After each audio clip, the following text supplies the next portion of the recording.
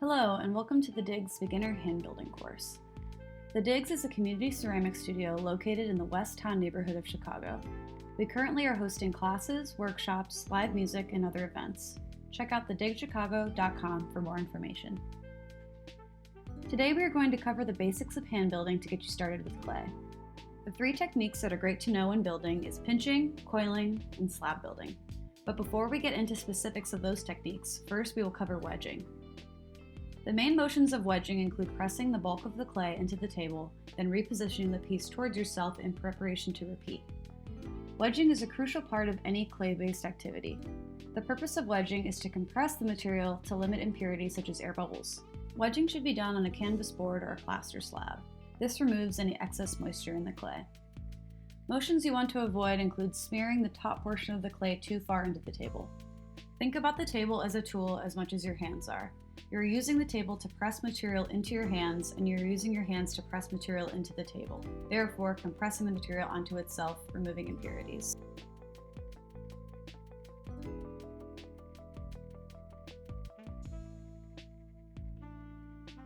To make a basic pinch pot, compress a piece of clay and insert your thumb into the center. Begin pinching with a slight upward motion. Imagine the outside fingers are pressing the material up along your thumb. This will make it so the vessel won't uncontrollably widen.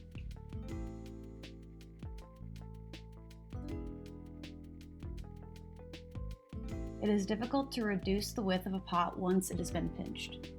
You'll want to rotate the piece as you do this a number of full rotations. Repetitive, conservative pinches are better than fewer and more intense pinches. Once you have brought up the walls of the piece, next you will develop the base.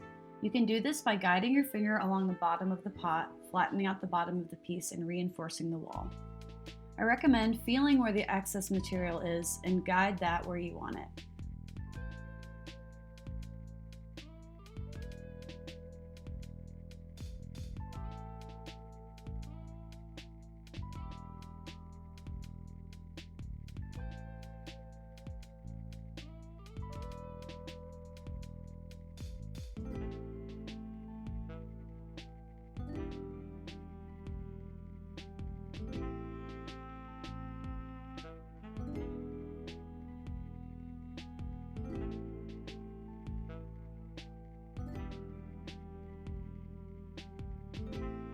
To roll a coil, start by compressing the material, then slightly roll the ball into an even cylinder.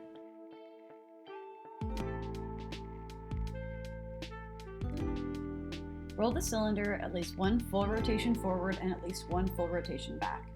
By adding a gradual pressure, the material will move outwards, lengthening the coil.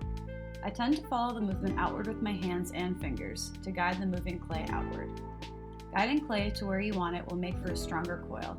If you want a thinner coil, you may need to cut your original coil in half to maintain one that is comfortable arm span.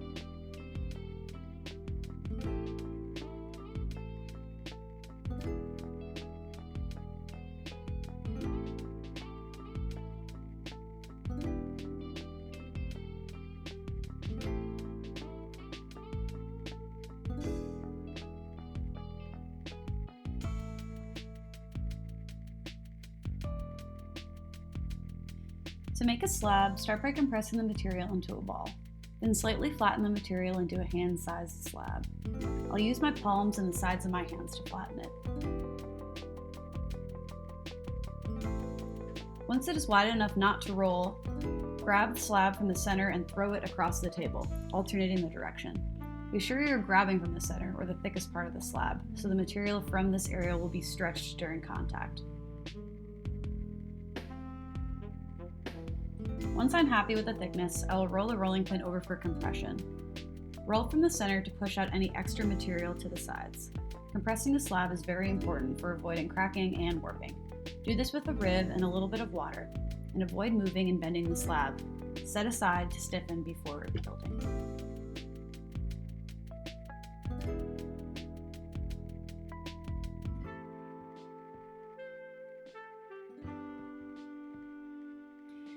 Use coils to create handles by cutting the length of the coil at matching angles.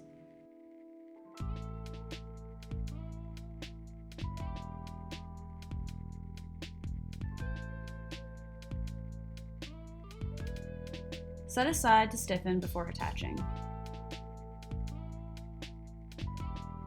Be sure that when you are attaching pieces that they are very similar in wetness.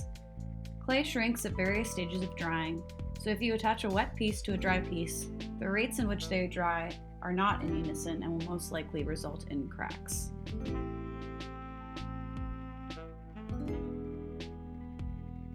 Scoring and slipping is one of the most important skills in building with clay. This is how we connect two different pieces. If you press a piece of clay onto another, chances are it will stick at first. This is because of the moisture in the clay. Once the two pieces dry, that connection will fall apart. I will explain this by adding a handle onto the pinch pot I made. First, I score the ends of the handle with a metal serrated rib.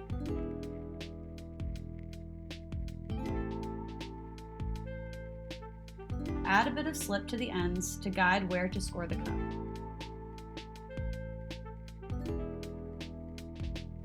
Score the cup, add a bit more slip, and firmly press the handle onto the cup.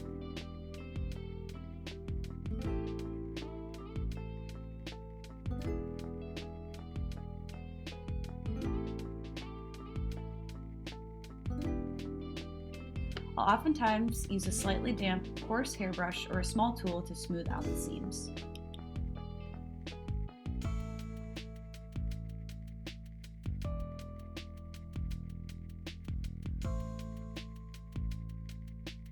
After a work session, you'll oftentimes have a mess and clay scraps at various dryness levels.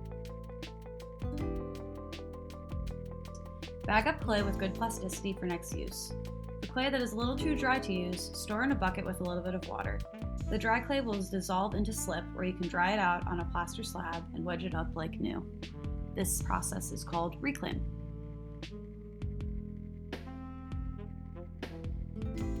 Here at the Digs, we require the wash bucket method when cleaning up your workstation. We recommend filling a larger bucket with water at the beginning of your work session. You can use it to wash tools, surfaces, and equipment. The best method is to remove larger clay chunks with a scraper and put those aside in your reclaim bucket. A water-saturated sponge will easily remove clay chunks, where a wrung-out sponge will remove streaks and fine dust. Usually, you'll need to wipe things down about 2 to 3 times. In ceramics, cleaning is extremely important. When dealing with clay, you're dealing with dust. When dealing with dust, you're dealing with the risk of breathing in dust and therefore causing long-term health effects to your lungs. So by cleaning, not only are we allowing for the space to be prepared for other people to work, but we are also keeping in mind our own health and the health of those around us. Hi, I'm Zoe, the co-founder and programming manager here at the Digs. Thanks so much for watching our video. We're working on building out our YouTube channel with various beginner videos to broaden the accessibility of ceramics and technical skills of ceramics. So please check out our website for upcoming class and workshop offerings. We also have a number of memberships regarding day pass access, also ones that include long-term storage and facilities use. So feel free, if you have any requests on videos or tutorials, comment below or send us an email at thedigchicago@gmail.com, and we're eager to hear your feedback. Thanks so much.